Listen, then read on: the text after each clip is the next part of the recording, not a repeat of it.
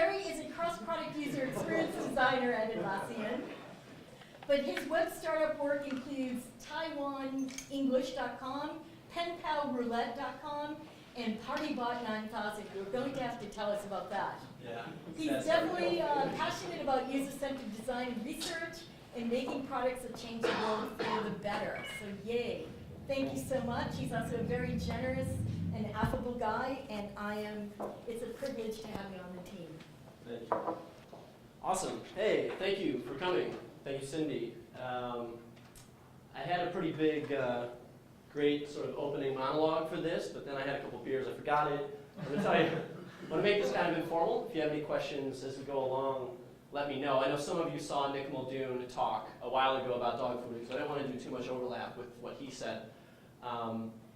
Nick kind of went into a little bit about how the benefits of dog fooding can sort of benefit your organization, but I want to go a little bit beyond what dog fooding is and the benefits towards like what comes after, right? So I think there's this big conception around dog fooding where you're using your own stuff, you know, you're kind of talking about the problems a little bit, so you're dog fooding, right? But I want to look at it a little bit beyond that. Like what happens when you find a problem, right? And what happens if someone finds a problem with something you made? So, but yeah, if you have, sure. So I think not everyone, or most people were not at the summit, so they're not familiar with Nick's talk. Great. So you can give us some context. It's totally fine. That's even better, because I took a lot from his talk, so now it'll seem like it was So we fun. won't know. Yeah, exactly. So the idea is, how do you use feedback to make your product better, right? So I think the first thing you want to do is sort of, we're using this metaphor of see no evil, right? So you don't see, you don't talk, you don't hear about the problems that your product has. And the first thing I think you've got to do is look at your product. So how do you do that? Well, it's the concept of dog fooding, right? So how many people here know what dog fooding is? Yeah, so like mostly everyone. It's becoming pretty standard, but for those who don't, it basically comes out of this thing from Microsoft in 1988 where someone said, hey, we need to start using our own products internally. We can start to see where the problems come from, the usage, and start to feel in some facsimile the pain that our users feel. It actually originally even comes from an Alpo dog commercial about a man who extols the benefits of eating the dog food. It's so nutritious, right? So, and of the people here who know it is how many people dog food internally on their own stuff? Okay, so a little bit less. Great. So the first question you want to say is why do you want to dog food, right? So there's a couple reasons. One is you get to show that it works, right? It says a lot about your product that you're using it internally, right? So you have some product owners who use their stuff right up here. Of course, the Segway example is perhaps not the most efficacious at the end of the day. But of course, maybe you've dog food and experienced some sort of parallel, feeling at the end. At Atlassian, we're doing it on all of our tools, right? End to end, we use the full stack for Jira to report stuff, Confluence to document stuff, Bitbucket for hosting and pull requests, sort of all that sort of code management stuff, and then HipChat for very important things, like of course this kitten conversation we have here in the kitten room, clearly very hard at work on a Tuesday. Before we get to this, and I'm sorry we don't have sound, maybe I'll just skip over this, but my favorite example of dog fooding is this guy who makes this thing called the saw stop. You might have seen this. So he makes this thing that basically stops a power saw, right, when your finger approaches it. And when you watch some of it, he's sort of introducing it here. We couldn't get sound, but towards the end, he's talking, this is a little great clip where this guy is really like, wow, there's so many people cut their finger off with a saw, right? And then they're explaining, okay, here's a power saw. Great. Oh, that's great. And then, so this guy basically makes a thing with, it detects the saw nearing the finger and like stops the saw dead in its tracks so it won't cut off. And here's the big dramatic thing.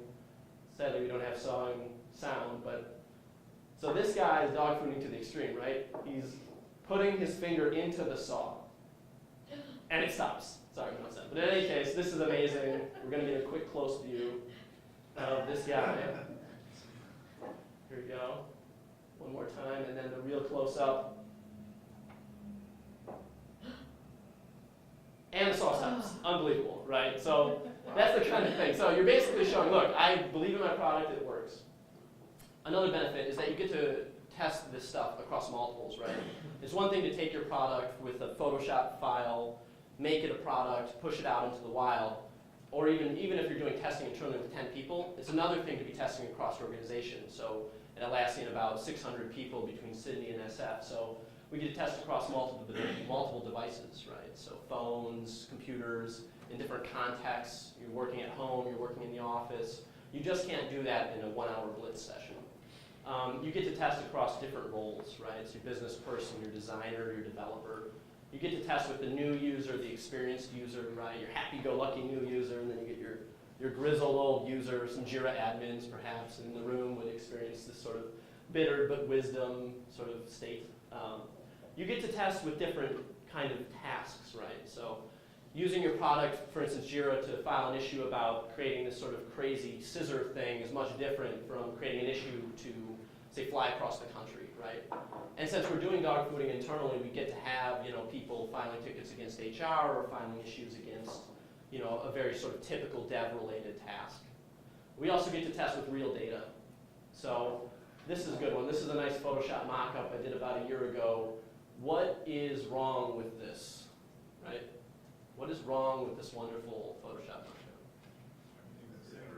Everything's the same. Anything else? You don't push any boundaries.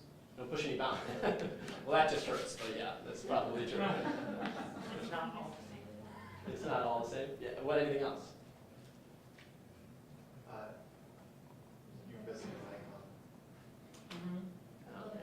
That's what I meant. All right, well, that's actually a nice variance. But in any case, so here's what it looks like in practice, right? So we're off in Bitbucket, we're dog fooding the new version of Bitbucket. So you can see some things like, wow, that runs long. What happens then? We fade it.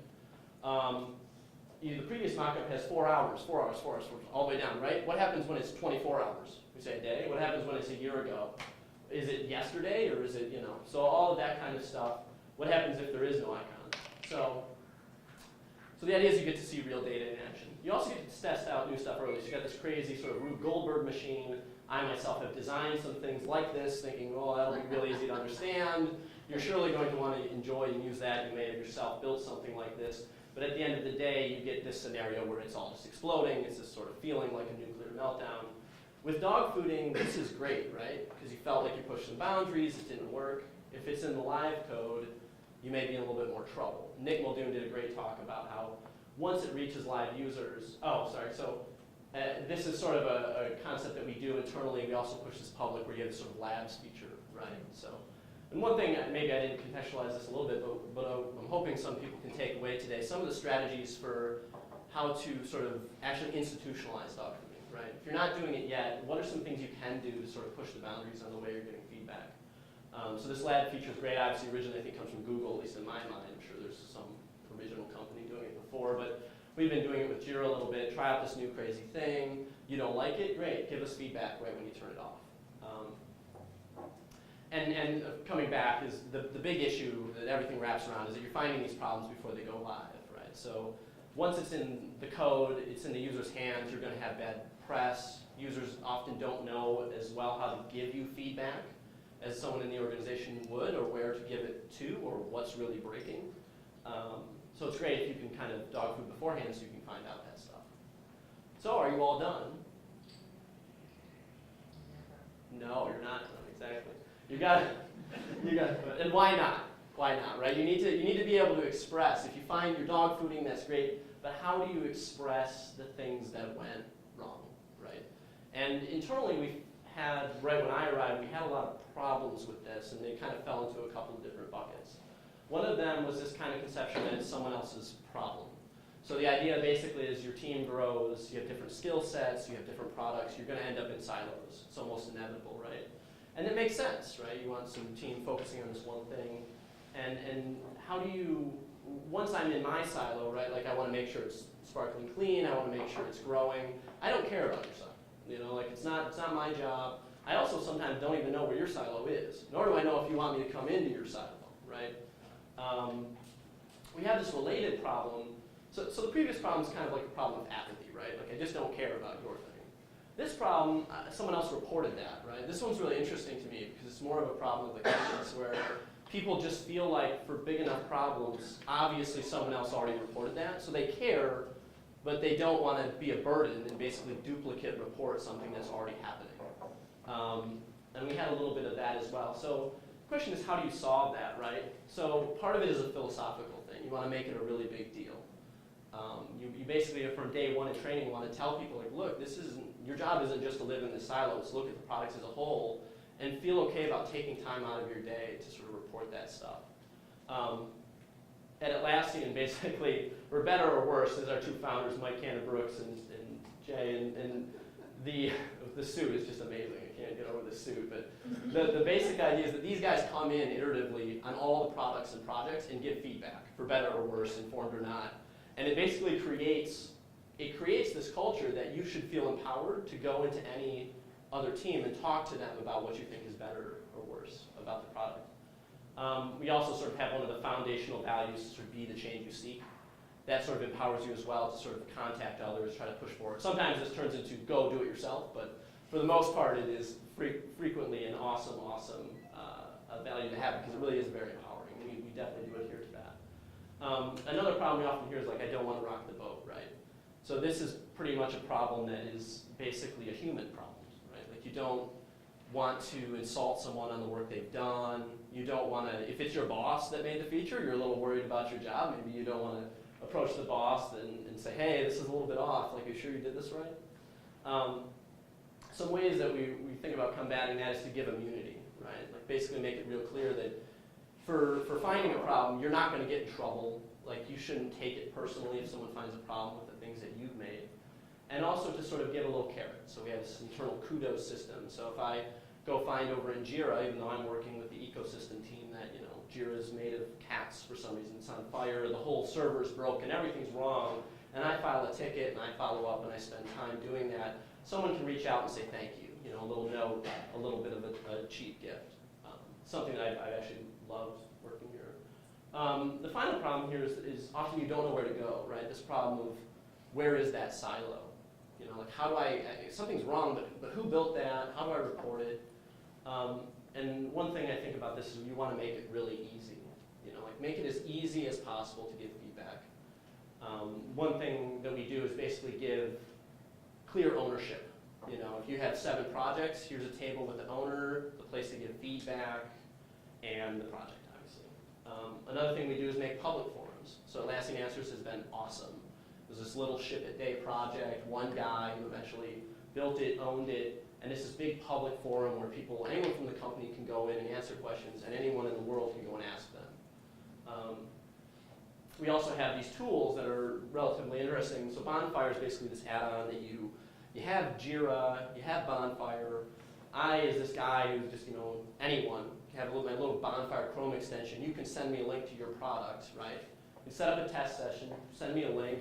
I click the little thing, I'm looking at your product, here's the marketplace. And I'm like, shit, there's a kitten overwhelming the page. That's ridiculous, And I can leave a quick feedback, and that's going to send it right off to your Jira thing. So I don't need to know the complexities of how to get into your Jira thing. I don't need to know anything, right? So basically getting tools in place so you can kind of make that feedback really easy to give. In the same vein, providing feedback links pretty quickly is something I'm a big fan of, and something we've been trying to push towards in the organization is the new design guidelines to say, okay, well, quick feedback, this is all broken, I don't like that red, whatever. It gets filed. This one is, I think your designers deserve a huge raise. Thanks for the feedback, boom, it goes into an issue, and it's all in Jira. So basically making it really easy to give feedback and empowering the individuals in your organization to do it, right? There's this big third thing, right, which is you're dog fooding, that's awesome. You're making it easier for people to file the feedback, but there's this often overlooked third step. Like, you need to listen to that feedback, right? And that's gonna be tough, especially tough for engineers, developers. Like, you work really hard to develop that thing, certain specifications, and something's broken, something doesn't work, you're overwhelmed. And the strategies for this are kind of simple, right? You need to be humble. So there's this whole conception of just understanding that feedback isn't an affront, it's a privilege. Like to have someone take time out of their day to come and talk to you about your product and challenge the way you think. The whole concept of going face to face.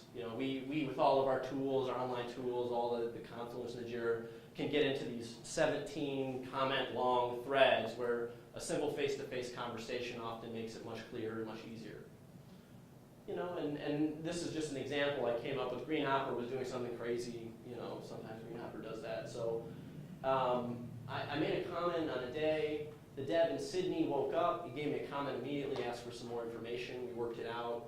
And in a couple of days this was fixed, and it was like this awesome moment where, with the geographical separation, the silos, everything, it didn't matter because we basically worked together to solve an issue and sort of improve the product, which I think is really the end goal, right? Awesome. And the final thing is just say thank yous, right? Like this is another simple thing. You want to thank people for their feedback at the end of the day. For good or bad, their feedback may be crazy. It's often crazy, but it's definitely great that they took the time to do that. They're so passionate about your product that they came out of again, they have to get over all those barriers of being human, right, and being afraid and not knowing how to give feedback. And when you do this, you're encouraging them to go back and give you more, which is great. So the takeaways are I think there's these awesome benefits of dog fooding, and I highly recommend looking at Nick's talk too, which goes into that with a lot of depth. Being able to empower your organization with carrots and sticks and structures and philosophy to go ahead and give that feedback. And then finally, to basically, you yourself act on that feedback is basically the main things.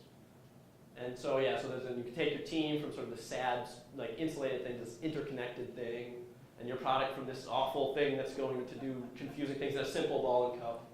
And then your sad customers, your disenfranchised customers, these happy-go-lucky customers that love your product, so excited.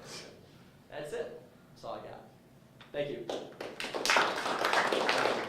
Is there any questions? Yeah.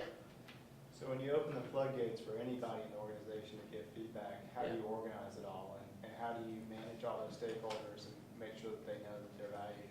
Yeah. I found that even when you open the floodgates, it's still a little bit of a trickle. It's hard to, you will never, internally I have not found or seen that you will find so much feedback and so much bad feedback that it becomes overwhelming. Externally, that's an interesting question that we are interested in a lot. But I honestly haven't seen a case where there's too much feedback, right? And I think that if you get into that situation, you're in a good place. Yeah. Yeah, so do you have a process for how you introduce dog fooding for new features as part of your validation process? Like, how does that work? Sure. Yeah. So we dog food, it's always tough for some situations depending on how complex the product is and the integration with the stack. The products are always dog fooding, right? So we're always on the newest, as best as possible, we are always on the newest version of X in Atlassian. When you start to get into things like add-ons and certain add-on testing scenarios, You say this version, is it before it's been released to the? yes, Yeah. it's always as soon as possible we get it out there for the company. And Nick goes into this a little bit that can be troublesome because sometimes that stuff's broken and that slows down your organization a little bit. But it's better to slow down you than the end user at the end of the day. So, in the spirit of sharing, we were building a new feature into our product at 10xer, which was basically a report that you would get on how you're doing against your goals on a weekly basis. And we wanted to validate it within our team, and we actually did we started this process of Wizard of Oz dog fooding thing, essentially, even before using some of the time the designer, and we would have one person be assigned as you are the dog food dealer for this particular project. Okay. And it was that person's job to actually try to solicit feedback from the team, make sure if it's in a Wizard of Oz situation that she's actually she actually was our VP of marketing who did this for this particular project, but she actually manually put together the report for several weeks. And what we found is actually implementing it before we even released it as something that we did manually within the team helped us evolve the design in ways that we would not have been able to do until probably many weeks afterwards. If we actually spent the time to implement it, we would have actually gone down a direction that even our internal feedback told us was not as actionable as what we ended up with. Yeah, that's so it's just kind of an interesting process, and it was my first experience in dog fooding something before it was even built. Yeah. I've heard an example like that, but that's the whole next level. That's awesome. Yeah. I think that's a great idea. You guys also have Cheryl. We took Cheryl from the ecosystem team. Cheryl's awesome. Fred 10xer. Oh, yeah. Yeah, she's great. Oh yeah, Cheryl. Yeah, Cheryl's awesome. Any other questions? Yes, when you were speaking earlier, you raised the point about always being on the leading edge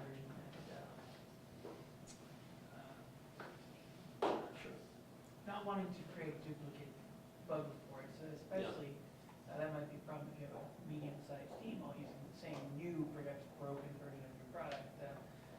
How do you handle that? Questions about duplicate bug reports and handling that kind of stuff. It's a problem that I haven't. I think that thinking someone else has filed it and not filing a problem because of that is a worse problem than the duplicate reports. I mean, the simple answer is that when we have a duplicate, we file it as a duplicate and it goes away. It takes a couple of seconds.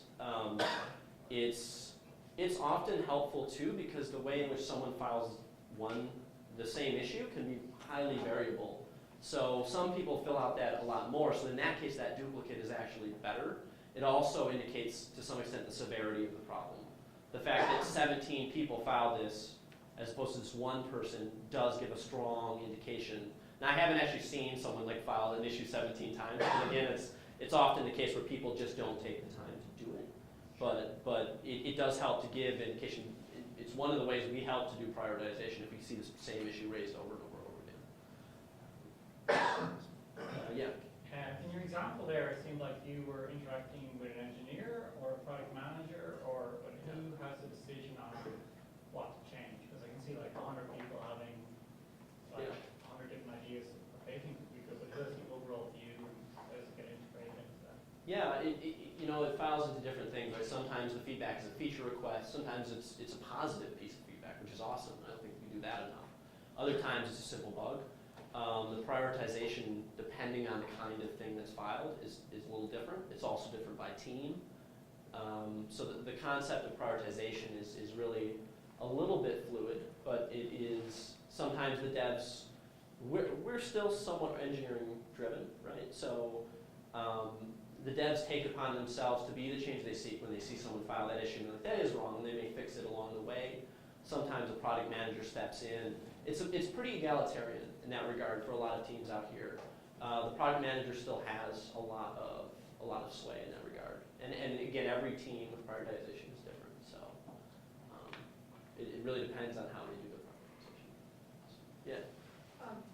It's interesting, I think, for you to have, you essentially are your own customers, right? So you are product managers, and you're serving product managers, and you can sort of conclude that, okay, well, so we are the segment we're trying to address, and hence we can improve the software. Do you ever run into a situation where you feel like, well, we are not the right target audience for this product, and is our feedback truly that valuable, and what's it lost in that? That's an important caveat that should probably be contained in the presentation, that dogfooding is not a supplement for user research, usability testing, comparative analysis. It's not a supplement for those kinds of things. It's a great point. I think there are certain things that are just broken, and everyone can tell they're broken. And for those tickets, it's quite clear. And dogfooding often brings up a lot of those. Things that like we want feature X, or it's not working for us, but we aren't really representative in some ways. There are definitely a lot of cases in Atlassian where that's the case, and that's why we still have the usability testing and all that good stuff. This is definitely not a supplement for that, and you have to be very wary of that too at all times. That the way you're using your stuff will be different from your users for sure. Any other questions? Cool. Thanks, guys.